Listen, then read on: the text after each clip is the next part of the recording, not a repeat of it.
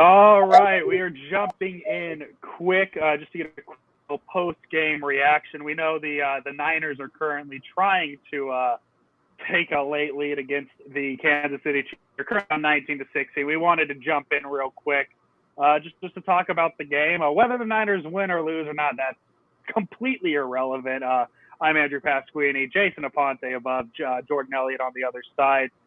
And I think the best place to start is obviously the play we're going to see the next couple of days, the situation with the quarterback.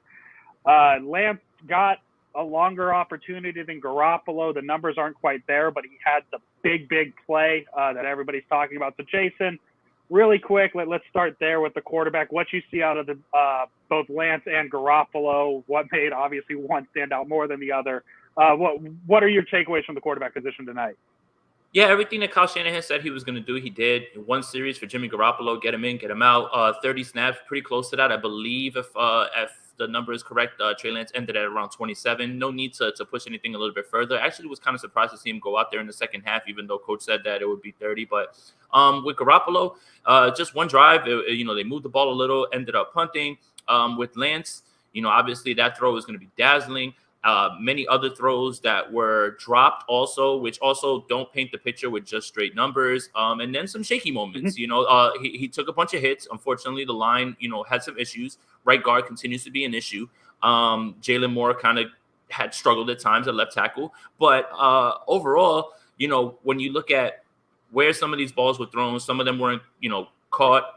And then some, towards the end when he had to really get going and actually throw the ball, at the end of the half, he ran into some issues with some accuracy and, had missed an underneath defender. So overall, everybody's going to look at the one play, but the Rook played like a Rook, and that's good. You see the potential, and there's nothing wrong with being able to critique what he did wrong, and just not overlooking some of the things that didn't go as right as the other things.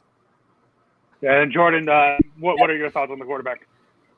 Well, I mean, I thought that, Jimmy came out and he was just going to go through like a kind of, just it's not even like a walkthrough at this point. Like it was just kind of like cruise control, in my opinion. Like they didn't really scheme anything up that was, anything special. It was kind of what they've been doing in camp with some of the walkthroughs, where it's just kind of get guys in rhythm, get them used to being out in front of the fans and stuff like that. So I'm not surprised. He threw 3 passes, if I recall correctly. All 3 were completions. Again, didn't really push the ball downfield too much. They weren't really calling anything that he would have had the chance to. So this isn't some indictment on him where, Lance is throwing 80-yard touchdown bombs and Jimmy's not throwing deep. I just think it was a situation where they were very methodical with it. The big surprise was that Lance came out to start the third quarter too. And I think that the reason why that happened was because while he looked really good, obviously the touchdown was great, the velocity was great. And I'm very happy too, I want to say real quick, because Jason and I were at camp for the majority of the practices. We saw this with our own eyes, so we really probably, I don't want to speak for him, but probably weren't really too surprised by anything Trey Lance did tonight because we watched it day in and day out. But I'm happy people got to see the special talent that he does have. But at the same time, he still is a rookie. And I think what happened was towards the end of that second quarter, I had at least 3 passes that he threw today that should have been interceptions. He's a guy that's willing to take chances, and while that's very appealing, we all know that Kyle Shanahan hates turning the ball over more than literally anything else in this world. So I think that he kind of wanted him to work through a couple of those mistakes. The biggest one being there's a ball he threw to the right sideline. I forget who the receiver was, but DeAndre Baker was sitting in the flat, and Trey Lance didn't see him sitting underneath, and that should have been a pick. Honestly, it should have been a pick going back the other way. And it ended up going through Baker's hands. So I think that Trey Lance showed all the positives that we all, are hoping to see, especially considering they spent so much capital to get him and bring him in the building. But I also think that he does have some growing pains he needs to go through as well. The thing that just gets me is that the positives you're getting from Trey Lance are so vast that you almost are like willing to ride out the growing pains where he's going to throw a couple picks that you're going to be like, what the hell is he thinking? What did you see there? There's going to be some issues with miscommunication at the line, maybe some protection mix-ups and stuff like that. But like the bottom line is just ultimately he's so talented, and the ceiling of this offense is elevated so much when he's in there that I just don't see how long Jimmy can hang on to that starting spot. And I just would add real quick too, a couple of the best balls that Lance threw tonight were drops by receivers. Like he threw a ball to Richie James that was placed perfectly on the sideline where only he could get it away from the defender, and it went out of his hands. So it's going to go down in the stat sheet as an incompletion. People see 5 of 14, and they're like, oh, this guy was awful. He's the rookie. This is why Jimmy needs to start right away, which is why you need the context of how impressive some of these throws that he had that ultimately will go down as incompletions really ended up being. So I thought it was a great night for Trey Lance, but again, it was just what we got accustomed to seeing day in and day out from him. He's a special player, and I think 49ers fans are going to be very happy for as long as he's here. One more thing that I wanted to add before we move on is, the thing that I want to see is not when things are going good, right? When everything is going well for the quarterback, everything is fine, everything looks better. I really want to see how you bounce back from adversity, right? So he took a few sacks, he had some drops, didn't hang his head or anything like that. That's something that we noticed also in camp as well. When things aren't going well, he doesn't ever really look like he's out of it. And that's really when you start to evaluate, quarterbacks and what they can do. When things aren't clicking the right way, how do they respond? How do they bounce back? And that's kind of why, I don't want this to come off wrong, but I'm kind of happy that he had some of those sort of plays and throws because one, it shows that he is absolutely human. And two, I want to see how he bounces back and corrects that. Get those reps in, young man, try it in preseason, and that's fine. Just move on. So that's another thing that I'll take away from what I saw from Trey Lance today. Yeah. And you guys talk about like his response to things. I only watched first quarter going into the second quarter. So I'm going to go deep dive tomorrow. But his first drive was that 3-and-out. It was a very quick 3-and-out. If you blinked, you missed Trey Lance. And how did he respond? Well, the very first throw on the next drive is the big play. And even his very first pass of the night, the one to Ayuk, and I was talking to Jordan, before the show, that thing zipped out of his hand. Like that thing comes out of his hand fast.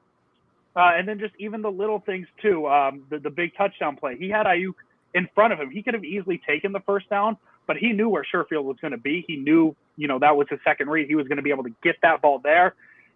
And it's something that we haven't seen with the 49ers quarterback in a minute. So we'll see what it does. We need to remember, too, this is the first preseason game. There are going to be things to work out. And even with Garoppolo, too, we haven't mentioned Garoppolo. I saw people complaining about the 3rd and 14 check down. It's like, okay, well, this is the first drive of the first preseason game. Like, no need to risk anything yet. So there's a lot of little things. Diamador Lenore had an interception in the quarter. You guys want to talk about that just a little bit, what you saw from him, because I know he had a rough camp. Jason and I talked about him in our secondary preview. So what do you guys want to talk about Lenore and his quick interception? Well, that Jordan was right. He definitely was really good today. So, I sent out a tweet saying secondary is an issue. It's something that I've been worried about. But Lenore definitely played very well today. Some of the things that we saw in camp was Lenore was running ahead. So, the depth chart goes Mosley, Verrett, and K1. After that, I would say that Lenore is firmly right there as the next guy up, not Ambry Thomas, not anybody else really. So it was really good to see him in space. And Jordan will point out with a little bit more of context and nuance about who he had to face. And this was a good test, right? Tyreek Hill, all these guys that pressure you deep. So it's good that he was getting his feet wet against, a name brand wide receiver like Tyreek Hill. So Jordan could probably tell you a little bit more about it. Well, let's hear Jordan talk about Lenore right now. Lenore, the thing that we have to keep in mind is that the 49ers, since Kyle Shanahan has been here, have been a predominantly zone-heavy team. They didn't exclusively run zone, but they definitely were, like I said, they were zone heavy. DeMeco Ryans during camp, the thing that really stood out to me was that he seemed way more inclined to want to run man coverage. And I think that's really was reflected by their picks, obviously, as well. Because Ambry Thomas was a guy who ran press man at Michigan. Lenore was a guy who ran a lot of man on the boundary at Oregon. I'm not trying to, make this about hitting on like a mock draft, but Lenore was one of the guys that I mocked the Niners a bunch because I loved his skill set. And, I'm wearing my Cal, jacket right now. Anybody who watches Pac-12 ball knows how good that Oregon secondary was. Thomas Graham is also playing for the Bears currently, who is starting opposite him. And Lenore is a guy who I really was excited to see how his skill set would translate at this level because I thought that he had really good sticking ability. He was really good in man-to-man. He had good speed. I think he runs like a 4.4 or something like that. So what I saw from Lenore tonight was a guy that, while there's some things he needs to clean up in terms of, situational awareness and being in the right spot, if you ask him to press a guy at the line and stay in man coverage, particularly if he's going to be challenged vertically, I think he's more than up to that challenge. And again, there was only, I think, 3 reps that I counted where he was, mano-a-mano with Tyreek Hill in man-to-man. And he didn't get targeted once, and he stuck with him the whole way. The only rep where I thought that Tyreek gained any kind of separation, Lenore was still so close and didn't get beat so badly that Mahomes actually looked off of him. And then that was the ball that he threw to I think he threw it to Pringle, maybe. I'm trying to remember who it was. It was almost picked by Jonas Griffith, though. So Lenore showing that ability and that, confidence to go head-to-head with one of the best wide receivers in the entire league, even if it's a meaningless game in August, that's a very welcoming sign. Mm-hmm. You're not going to hit on every draft pick, but I think that it is telling, too, that Lenore, in my opinion, has vastly outplayed Ambry Thomas. Lenore was a 5th-round pick. Thomas was a 3rd-round pick. So sometimes that draft capital, while you definitely don't want to miss on those earlier picks, if you can end up hitting on that guy in the 5th, even if that guy in the 3rd, I'm not saying Ambry Thomas is a miss, but even if Thomas does end up being a miss, you can live with it because they doubled down and ended up getting that guy in Lenore. So I think tonight, I'm sure we'll talk about Talanoa Hufanga too. I think that the way they addressed the secondary and the DB room in this draft was really highlighted tonight. And I think that while it's only one preseason game and there's so many things that need to happen before we can call it like a victory, I think that the fact that it looks like they have the potential to hit on 2 out of those 3 picks in the secondary is a massive win for the team moving forward. Big night tonight for Pac-12 DBs, so I'm very thrilled as a Pac-12 fan. Big. And actually, you touched on Hufanga. I want to get to him, but before we get to him, I do want to mention a tweet I mentioned before the show. Ian Rappaport tweeting 15 minutes ago. I'm sure you've seen it if you haven't. The 49ers are making a key addition as former Seahawks linebacker Michael Kendricks is signing a deal with San Francisco, source says. So that's another thing that we will touch on in the future here. Hufanga, let's talk about him real quick. Jason, what do you see that you liked? What do you see you didn't like? Overall night, what do you think? I mean, they left him in single high a bunch, and I think that's a really good sign, at least where their trust level is with him. And, they definitely view him in a way where you can move him around in a box. He's probably going to wind up taking snaps as a will linebacker, but he was everywhere. And on special teams, it felt like he was the one making every single tackle.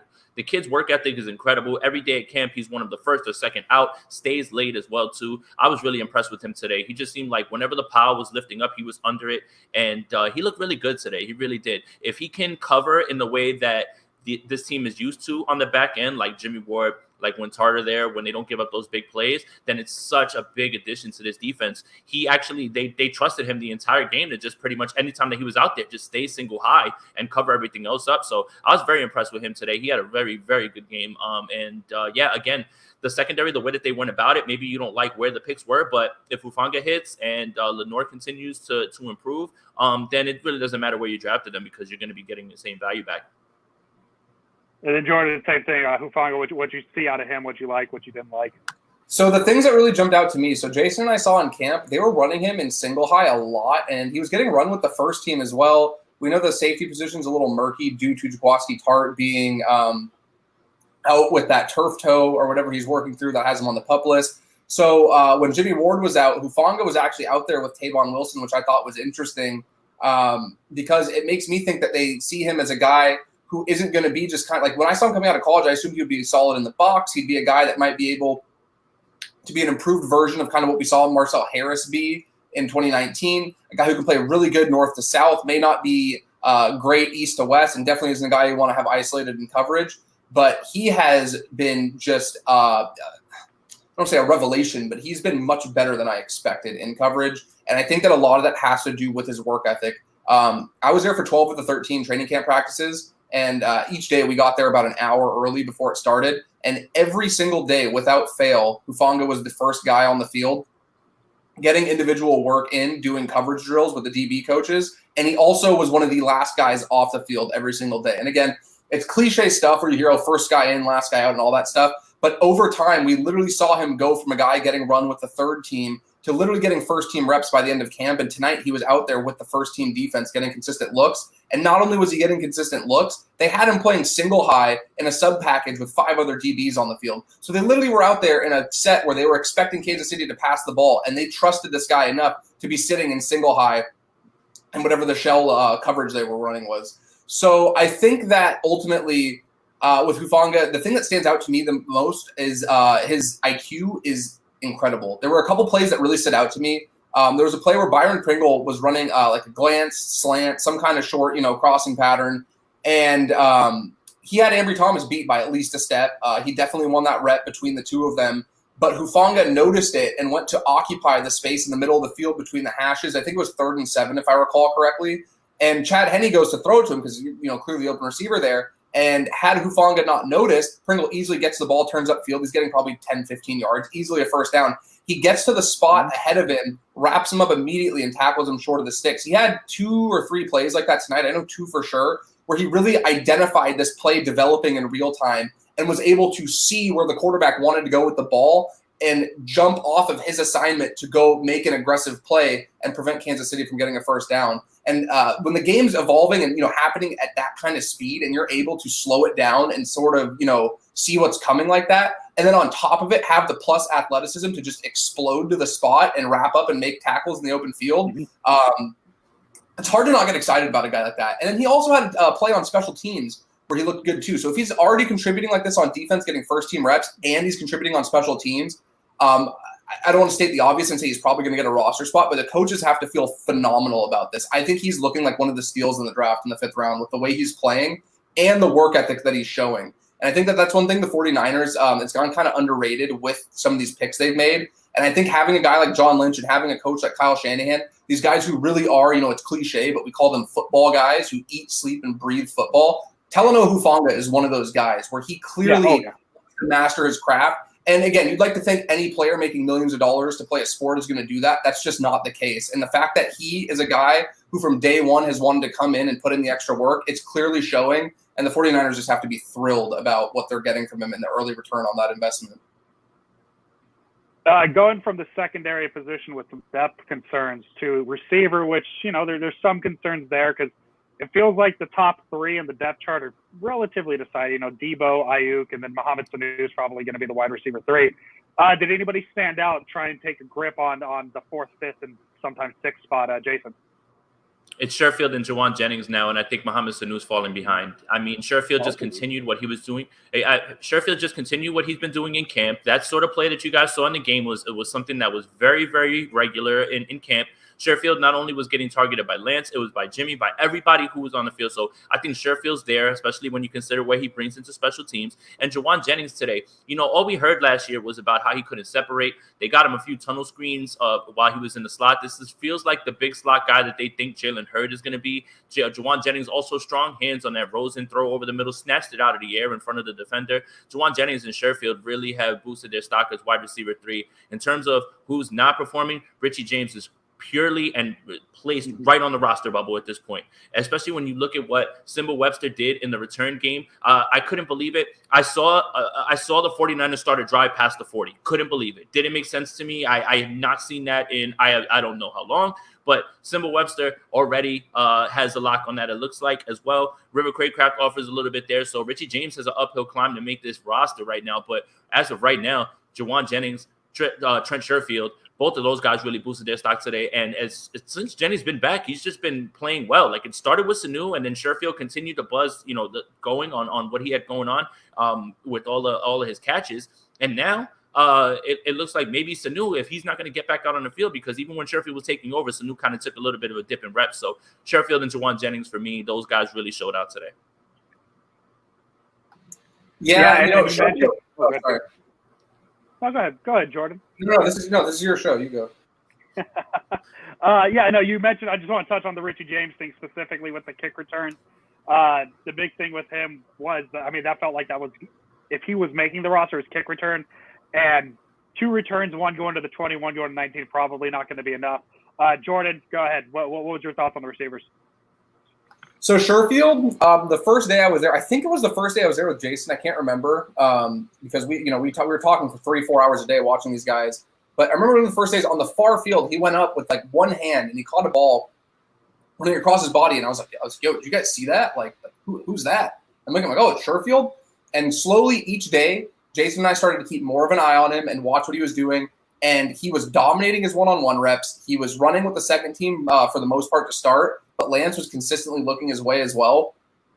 He was the biggest riser during camp, in my opinion. He was a guy that, I watched a little bit of him when I saw the Niners signed him. It was a slow point during the offseason. I'm not going to sit here and pretend like I'm going to watch hours of tape on a special teams ace or a special teams player. But I watched some stuff. I'm like, yeah, he's pretty fast. I thought he would be a punt returner, like sixth receiver maybe. Like he'd be a guy that might make the roster as strictly a special teams player. He is proving to be so much more than that.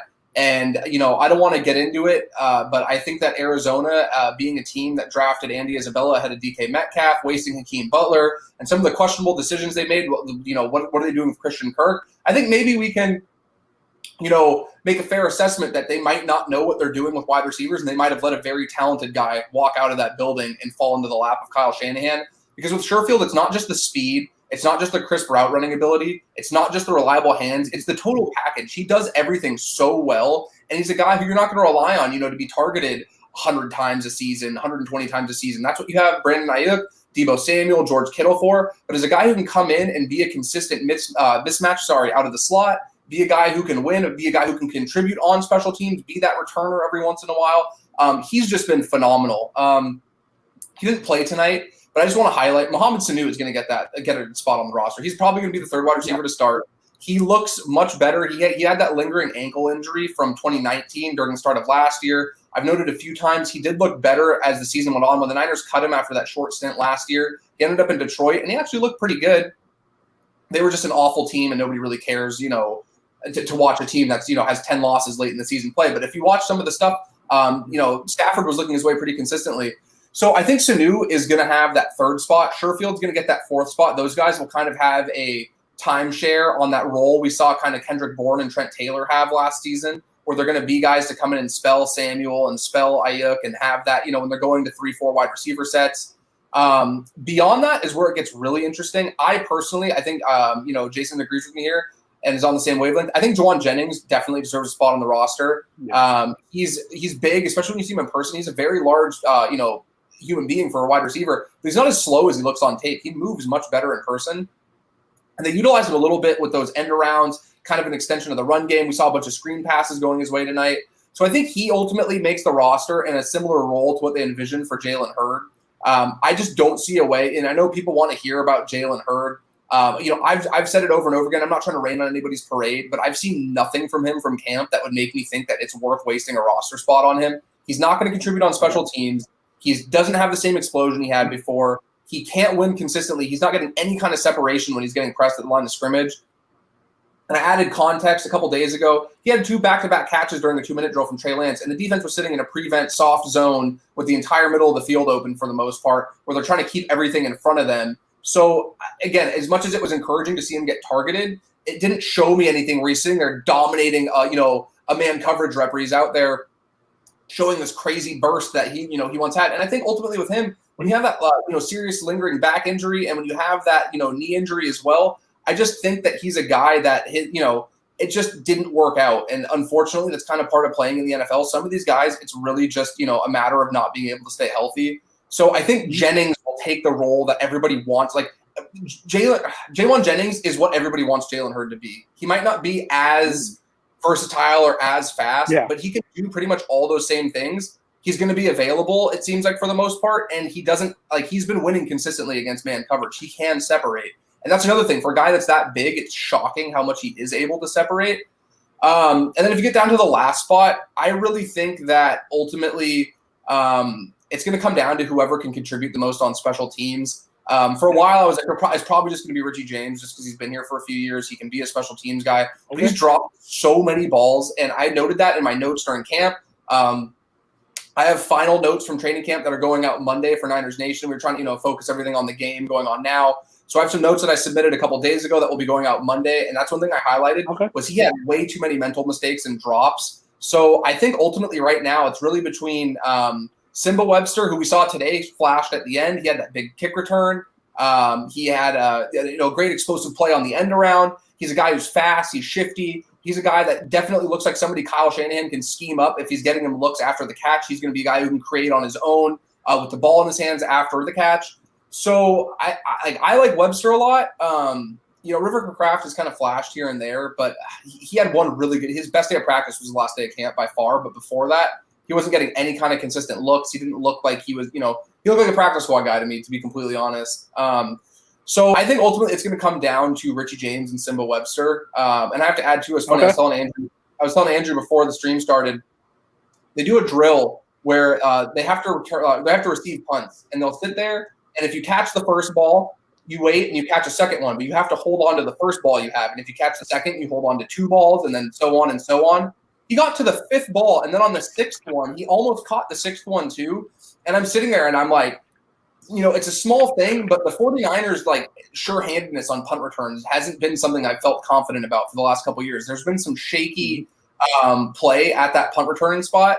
So I'm like, man, if this guy can just contribute a little bit on offense, but be a reliable guy that can return punts and then be a gunner on punt coverage units as well, I think it more than justifies it. So I think after his performance today, it'll be very interesting. I know Jason and I will be at the joint practices on Thursday and Friday in Los Angeles. I'm going to be watching to see how much they change the pecking order for returning, because Richie James has been the primary kick returner, but I think Webster's looked much better than him, and I really want to see if maybe today was a big momentum shift in that regard, because if he starts getting more looks on special teams, I already think he's been better as a receiver. I don't see how anybody else but him gets that last spot. Perfect. And it's midnight, Jason Aponte time, so we're going to get out of here with this question here. Who's somebody we haven't talked about that you want to give 2 minutes to real quick, Jason? Jermichael Hasty, and I think that a lot of people should be excited, but again, the fumbling thing, it just continues to pop up and continues to come back. It happened last season. It was happening in camp. You know how much Kyle Shanahan hates turning over the football. Remember, Matt Breida got sent to the shadow realm for something just similar like that, where you don't come back from fumbles. So that is that's a problem. It's going to be a little bit of an uphill climb, because while we didn't see Elijah Mitchell today, who I love so much in camp, probably still the best receiving back, not named Kyle Juszczyk, in this backfield. I was disappointed that we didn't get to see him today. It's pretty safe to say that Wayne Gallman's probably going to be here just because he has a track record. And Jermichael Hasty flashes, but he's got to hold on to that ball, man. He just has to. And that's a perfect way to play yourself either into being cut or being put on the practice squad. And you know how Kyle is when you get into that doghouse. You're probably not going to find yourself out of it. So he's got to clean that up. You would think that after a year, something like that would change, but it's not. So it's still there. I love the way he runs. And if the 49ers do decide to part ways with Jermichael Hasty, someone will swoop right in and try and pick him up, because they see the same things that we do. So, Jermichael Hasty a little bit. I wanted to talk about him. And then just one more person or one more thing, the right guard spot continues to be a little bit of an issue in camp. It started with Brunskill, and we talked about this. We kind of assumed it was going to be Aaron Banks. Aaron Banks struggled a little bit in camp. Actually really looked good today, a lot better, improved. Obviously, you're going to remember the whiff, and he leaves the game with a shoulder injury. But the right guard spot, when Brunskill wasn't playing well, they rotated in Colton McKivitz, and they're trying to. So right now, right guard is a work in progress. They're trying to figure it out, trying to figure out who should be there. So that's something that I want to keep my eye on, especially next week when we're in LA watching the Chargers. You know that those guys have a defensive line. That guard position is going to be vital to protecting Trey or Jimmy, or whoever's taking the snaps in that and at that time. So I really, really want to make sure that gets shored up, and that's something that's a big concern for me going forward. And then Jordan, who's somebody you want to touch on before we get out of here? Jonas Griffith. This dude is ridiculous. He's a guy that immediately when we went to camp, I was like, "Yo, this guy can play. Like, he's good. He's a tremendous athlete. He has great sideline to sideline speed. He moves laterally very well." And I was sitting there and I'm like, "Man, like, this is crazy. This guy was on the practice squad all year last year. He couldn't crack a roster, when they were hurt for most of the season." So I'm sitting there and I'm like, he must have really put in some work during the offseason. So I went and dug a little deeper, did a little bit more research, and he did. He tacked on a little bit more muscle. He slimmed down a little bit and replaced that with muscle, and he just looks like a different player than what I remember from last year's training camp. But he just has really good instincts, really good feel for his gap assignments. He's been great in coverage. He almost had an interception today. He was all over making plays. He's contributed on special teams as well.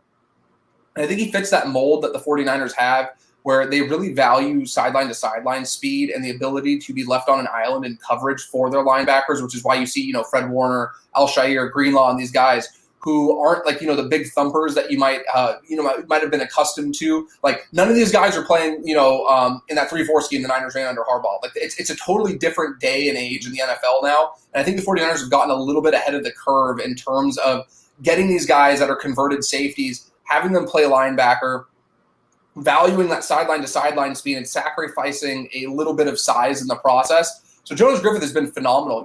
I'm a huge Demetrius Flanagan-Fowles guy, but I think Griffith has played, Flanagan-Fowles got hurt. I think he got a concussion towards the end of training camp. But even before that happened, Griffith outplayed him, in my opinion. And Al-Shaair was having a phenomenal camp, so I wouldn't go as far as to say he outplayed Al-Shaair as well. But he's right there on the verge of pushing him as well. So I think that the 49ers are in a much better spot than I expected. I think I did something with Jason like a few months ago. We were talking about positions that, what was the most concerning position group in terms of depth. And I thought it would be the linebackers. And it's actually turning out to be one of the deeper units on the whole team, in my opinion. So I would say Jonas Griffith and the linebacking group as a whole has looked great, in my opinion. And that's something that I was definitely concerned about. So I'm very happy to be wrong about that. Well, one more thing, actually, too. The return of Jerick McKinnon. Revenge game today. He's part of, what is it? They're calling him the Legion of Zoom. I believe that's what he's going to be in there. So got my guy back in the building. Saw him hanging out with some of the other 49er players and everything as well too. So stick to the brand, stick to the joke, and ride it into the ground. So. Yeah, and I see we have a lot of new names today, which is always great. Jason and I are big Jerick McKinnon guys. McKinnon from the Wildcat might be the most iconic play of the Sprint Right Option podcast era. If you guys like what you see, subscribe to this channel. Jason and I go live. Jason goes live a lot with Jordan, Brad, a lot of people. Jason Aponte, Jordan Elliott, two of the smartest guys on 49ers Twitter. So give them a follow. Their Twitter names are up there. And be sure to subscribe. Jason and I will be back Monday with more thoughts on the game. We're going to take a day, read all into it, and give more thoughts. So we'll be back for that. That's pretty much it here. As I said, it's midnight Jason Aponte time, so we want him to get a good night's sleep and prep for everything. Yeah, and for anybody out there that's enjoying the content, make sure you smash that like button and do subscribe. Hit that notification bell for when we go live. The likes will definitely help push on the algorithm. So, thank you guys for everybody who's tuned in, who's been sending all the kind words towards me, towards Jordan. Look out for Jordan's article on Niners Nation tomorrow. And, so Monday we'll be back. But then the next time that you see us, we'll be in LA for those Charger scrimmages, reporting right from there before the game as well too. So the content doesn't stop. Thank you guys for tuning in today. Can I add one more thing real quick? Because I saw a lot in the comments about Aaron Banks, and I've had my mentions nuked over Aaron Banks just because I said that I thought he was having a good I thought he was having a much better showing in pass protection than he was in camp. And people are like, you got beat, he gave up a sack. Let me tell you guys, in camp, it was horrendous. And I never like sitting here and, making it seem like I'm dumping on a player, but I'm going to be completely objective. It's nothing against him as a person. He's a rookie making the adjustment from college to the NFL. I think he's a guy who was so big that he dominated with his size so frequently that now he's going up against guys who are equally as big, who have a little bit more experience, and it's a learning adjustment. He did not get a single rep during camp that I saw with the first team. And I don't think that was the 49ers' plan when they spent a top 50 pick on him. I don't think it's going the way that they planned when they drafted him. But having said that, his play tonight, he had a play where Wharton just absolutely – I said he sauced him. I think I put a tweet out about it. He cooked him off the line, dude. It was an ugly rep. He got beat. It was embarrassing, I'm sure, for him. It was not a good rep. But he also strung together 8 or 9 really good reps. I put a tweet highlighting there was a play, that play, if you remember when they were on the goal line and Lance threw the ball to Charlie Warner, that completion never happens if Aaron Banks doesn't sit there and hold that block in front of Lance, allowing Warner's route to develop and get open downfield. And we're all great friends with Brad Graham of the SF Niners. Brad is a former offensive lineman himself. So he will tell you, we talk about this all the time. If you're an offensive lineman, and especially to the casual, not to say the casual observer, because that sounds like it's like a dig, but the person who's watching the game and not specifically focusing on one player or one position group. And I'll give some backstory real quick. I'm doing a piece for Niners Nation that's going out tomorrow. So I spent the entire night specifically watching rookies. So I was watching Jalen Moore and Aaron Banks specifically and kind of zoning out on everything else and, kind of locking in on them. And it's so unfair when these guys string together 7 or 8 really good reps and there's 5 of them. So you're not really going to sit there and notice like, oh, wow, what a great rep because, you're focused on wherever the ball ends up or the quarterback, great throw downfield. Banks was so much better today than he was during camp. And sure, I understand people being like, oh, if he was, good today, that must have been terrible in camp.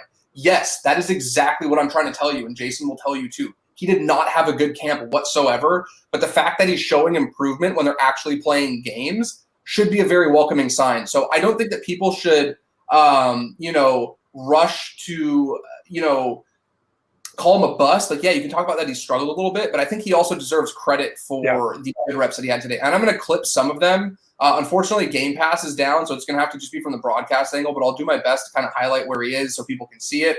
He had a lot of good reps. I took down in my notes when they happened in real time. And I just think that it's unfair that offensive linemen, this is a stand not just for Aaron Banks, but offensive linemen as a whole. These guys literally will put together 35 pass blocking reps in a game and hold strong for 32 of them, but they have 2 or 3 where they get beat and people just act like they're scrubs. And I just think that that's so unfair. So I just want to throw that out there. Aaron Banks, while he may have struggled a little bit tonight, that's a significant improvement from where he was during training camp. And if that continues into the next game and the next game, he's going to ultimately end up being a viable NFL starter at some point. So I just think that Aaron Banks, the slander needs to stop. And I'll end my rant on that.